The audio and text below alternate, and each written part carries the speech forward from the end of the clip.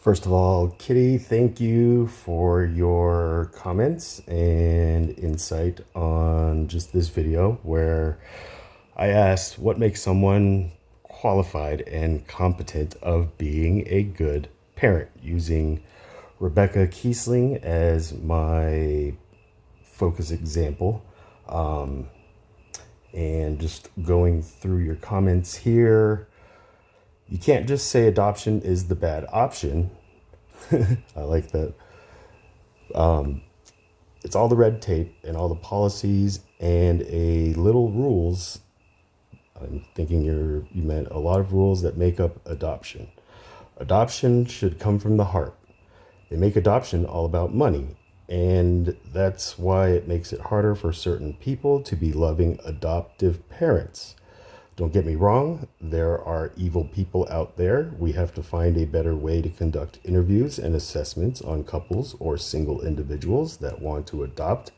Maybe add more psychological testing, more evaluations throughout a time frame. Works extensive background checks, including other extended family members. This is what we should do in the foster care system. Our system is so broken, we need to learn to fix the issues within the system. First, before pointing fingers at just the people who adopt these children, because in reality, it's all about money. And Me Too, reach out to those, is that Me Too movement? Reach out to those children's other family members, even extended family members, to see if they would care and raise that child, and then help that family member get the resources they need to care for the child or put them in the right direction, because there's always some kind of guideline.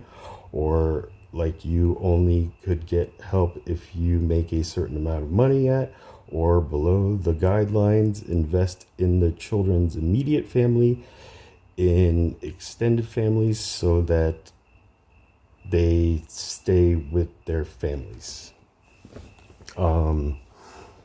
Yes, I mean, these are all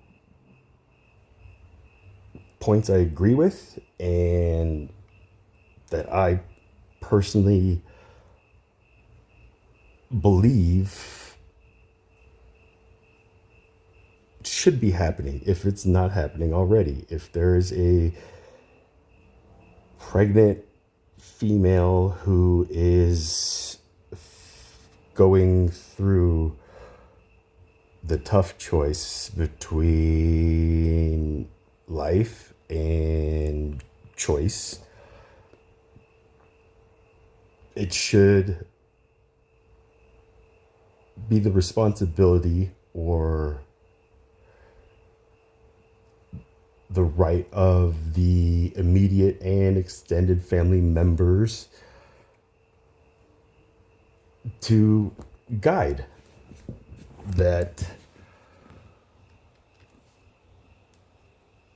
mother, that newly developing mother. I will concede that life begins at conception.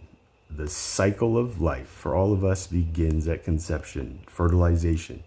That's when life begins developing.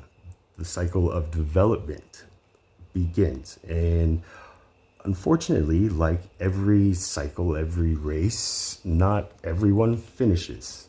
Okay? And for whatever reason that may be, that's just the reality and the harshness of this world that we live in. But personally, I believe that abortion through Roe v. Wade, where it was just a nationwide right for women to have that option to choose. And I learned that it was because of Roe v. Wade and all the causes and effects that came afterwards that we have terms for the trimester periods. That spawned because of Roe v. Wade. Without Roe v. Wade, we wouldn't have had knowledge of first trimester, second trimester, third trimester. So, not saying that we wouldn't have those terms. I'm just saying we have those terms now thanks to this movement, which happened, long before I was born and even consciously able to weigh in on this decision. But either way, the current issue that I personally see the nation divided upon is the reversal of Roe v. Wade, which in a Democratic Republican citizen's point of view, it's not as bad as it was played out. It gives the rights back to each state. So now each state has the power to set their own abortion laws or restrictions. It's not a guaranteed across the board right, which sucks, but when I look at some of the trigger laws, it was talking about how Missouri, their trigger law bans abortion even for cases where out of towners conceive a child. So if you were just passing through Missouri and ended up, conceiving a life while you were staying in their state, then you, by this trigger law, will be forced or heated to have that life, which I think is absolutely ridiculous. It's like, how is a state going to even prove that, a couple conceived a child? It's like those kind of issues. Like, are we going to start seeing the state of Missouri versus Charles Pang and, whatever, it's like that kind of ridiculousness. So now it's become this whole pro-life and pro-choice debate where I think I'm seeing much clearer than I was before, just the pro-life argument. It's just the lack of value we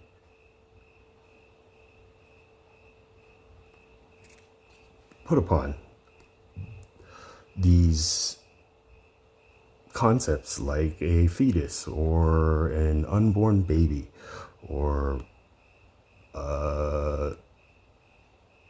assault victim, like all these things where we're just using these terms, we're describing a real group of human beings, not directly, but we are definitely identifying them.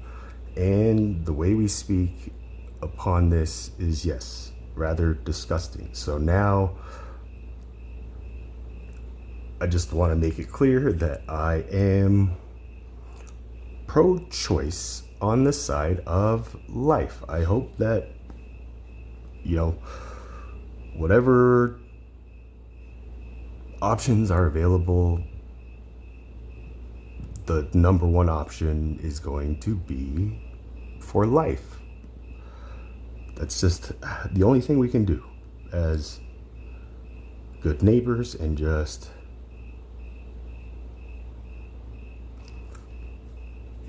godly people, I guess, but for the pro-life argument to begin talking about how this is murder, no matter how you look at it. The problem I see with that is just, okay, then everybody who has had an abortion is now a murderer, which they may or may not have already felt guilty of anyway, but now it's definite, right? So it's like that kind of thing. We're condemning our neighbors, our brothers, our sisters for something that, I don't know. I personally believe that it should be between them and God, not between us and our judgment from our understanding of God's laws and all that stuff. But like I said, I agree with you. I think that you make valid points for the adoption system, but I think that these raise good points about every parent. You know, like what makes any of us truly prepared, let alone qualified, to be a good parent.